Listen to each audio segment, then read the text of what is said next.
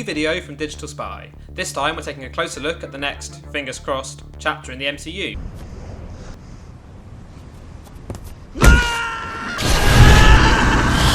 Falcon and the Winter Soldier, a limited series heading for Disney Plus that was first announced back in 2018.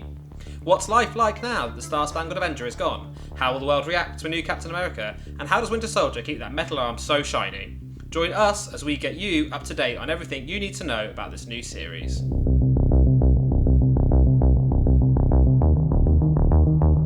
The question on everyone's lips at the moment is when. Falcon and the Winter Soldier initially started filming last October in Atlanta, but was halted back in March due to coronavirus, leaving the specific release date, formerly August 2020, currently unconfirmed. The show has been allowed to restart its shooting schedule in the Czech Republic, but we're still waiting on full details. Given that Marvel has been quite forthright about pushing its movie slate back, Black Widow has taken the Eternals spot, we wouldn't be surprised if they took a similar approach to TV, with Falcon and the Winter Soldier taking the slot originally reserved for WandaVision in November. Kari Skogland has been tapped to direct all 6 episodes for Disney. While she's renowned for helming key episodes of The Handmaid's Tale, the Canadian director has also tackled action-centric series like The Walking Dead and even Netflix's Punisher series, RIP. Joining her behind the scenes are Empire writer Malcolm Spellman and John Wick creator Derek Kolstad, who will collaborate and write the show together. Marvel Studios president Kevin Feige, you know him, is also taking on a more active role than usual by serving as a producer on the show, presumably to hold the writers back from staging huge musical numbers. What can I say except you're welcome?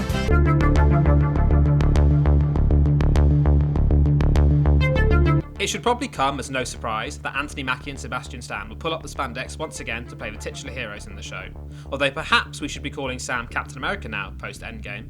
No, I don't think I will.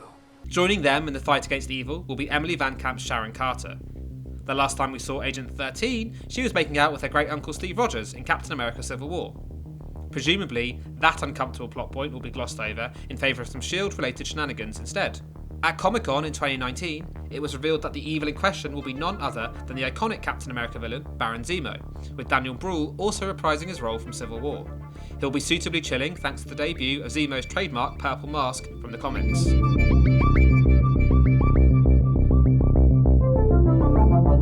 So Marvel hasn't released any official plot details just yet, but there are some breadcrumbs.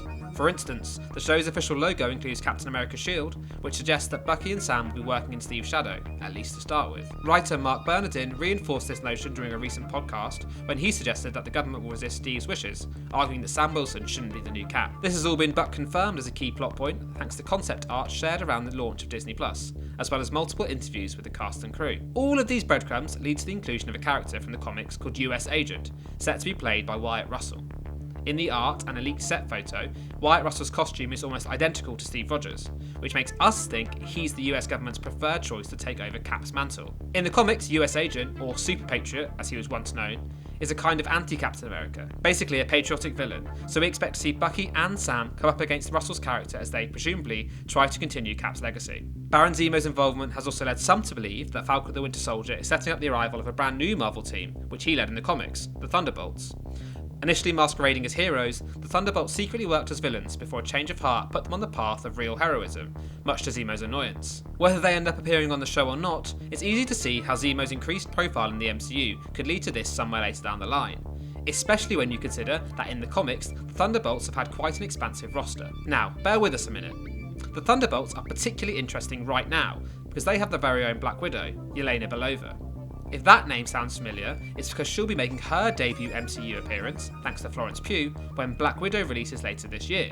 Coincidence? We'll have to find out. With the Disney Plus shows expected to bridge the gap between Phase 3 and 4 proper, we ultimately expect Falcon the Winter Soldier to end by setting up whatever the next big arc for the Marvel characters left on Earth is, i.e. not Guardians of the Galaxy or Thor or the Eternals. Whatever happens, we're pretty confident it's going to be epic. Anthony Mackie in a recent interview said, "The way in which we're shooting, it feels exactly like we're shooting a movie cut up into a show. So instead of a 2-hour movie, it's a 6 or 8 hour film."